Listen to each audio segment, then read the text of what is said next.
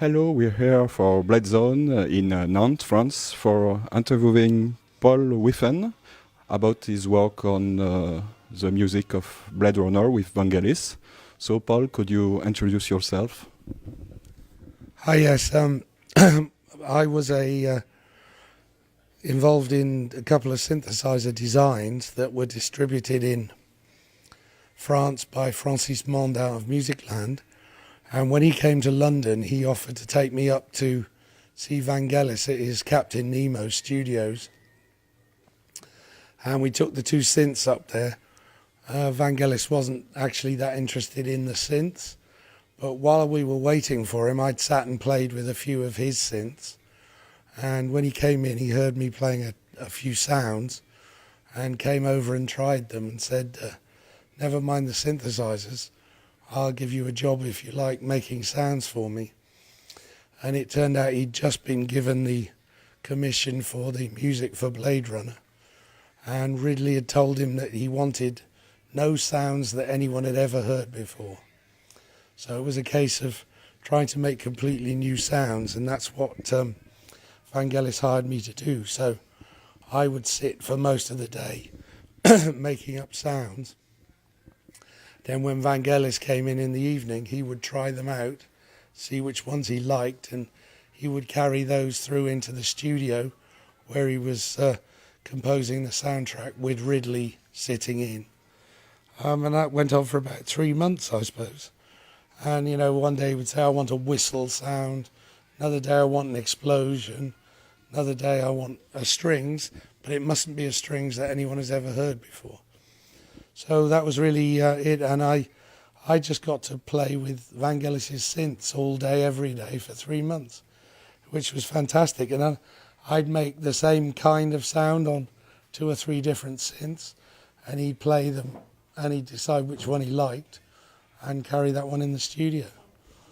And then I did the Bounty with Anthony Hopkins and Mel Gibson. That was another Vangelis score. We did that one in the Hotel Pierre in New York, and that was with the first ever S900, and so it was mainly a sampled score, so very different from Blade Runner, which was almost all synthesizers.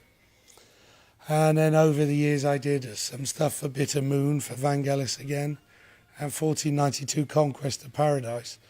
That was all actually recorded in Vangelis' hotel suite in Cannes, because Polanski had picked him as part of the jury that year. But the 1492 film couldn't wait, because they needed to re-release it on the 500th anniversary. So we were doing it in 1991 in Cannes to make sure it was ready for release in 1992. And then I did a little bit on Alexander 10 years ago. But Vangelis is virtually retired now, so he doesn't really do any more scores. Apparently Ridley did ask him to do Prometheus, and he turned it down. So. And then I've done a few soundtracks with Stevie Wonder, The Woman in Red, Jungle Fever, and and very famously, the song that I did with Stevie, called Skeletons, was featured in Die Hard in the scene where the black limo driver is having a party with 2 girls in the back of the limo. That's the song I did with Stevie, called Skeletons.